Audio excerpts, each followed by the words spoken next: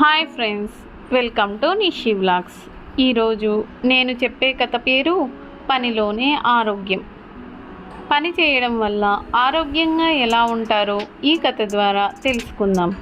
పని చేయడానికి చాలామంది బద్ధకిస్తారు.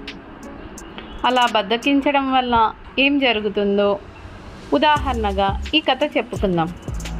కథ విందామా? అనగనగా ఒక ఊరిలో ఒక కమ్మరి ఉండేవారు.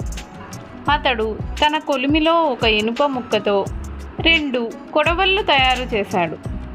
మొదటి కొడవలి, నన్ను ఎవరికైనా రైతుకు అమ్మివేయి, పొలం పనుల్లో సహాయపడతాను అని అంది. అది చెప్పినట్లుగానే కమ్మరి దాన్ని ఓ రైతుకు అమ్మేశాడు. రెండో కొడవలి మాత్రం, నన్ను ఎవరికీ అమ్మవద్దు, నీ దగ్గరే ఉంటాను, కష్టపడటం నాకు ఇష్టం లేదు అని అంది.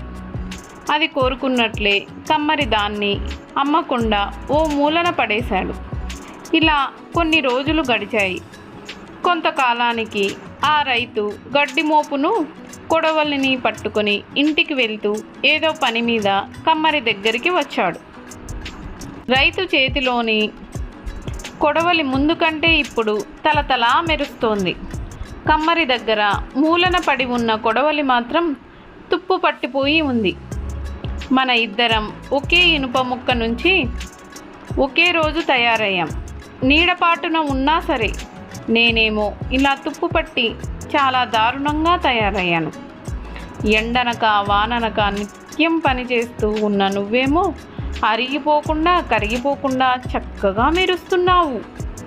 కారణం ఏంటి అని మొదటి కొడవలిని అడిగింది రెండో కొడవలి. నా యజమాని రోజూ నాతో పని చేయిస్తాడు, తర్వాత చక్కగా సానపడతాడు.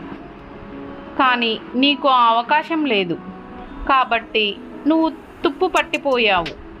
కష్టపడి పని చేయడంలోనే అందం, ఆరోగ్యం ఉన్నాయన్న విషయాన్ని నువ్వు గ్రహించు అని అంది మొదటి కొడవలి. దీంతో రెండో కొడవలి ఆలోచనలో పడిపోయింది. మరుసటి రోజే కమ్మరితో తనను కూడా ఎవరికైనా మంచి రైతు ఉంటే అమ్మివేయమంది. కమ్మరి అలాగే చేశాడు. ఇప్పుడు రెండో కొడవలి కూడా తలతలా మెరిసిపోతుంది.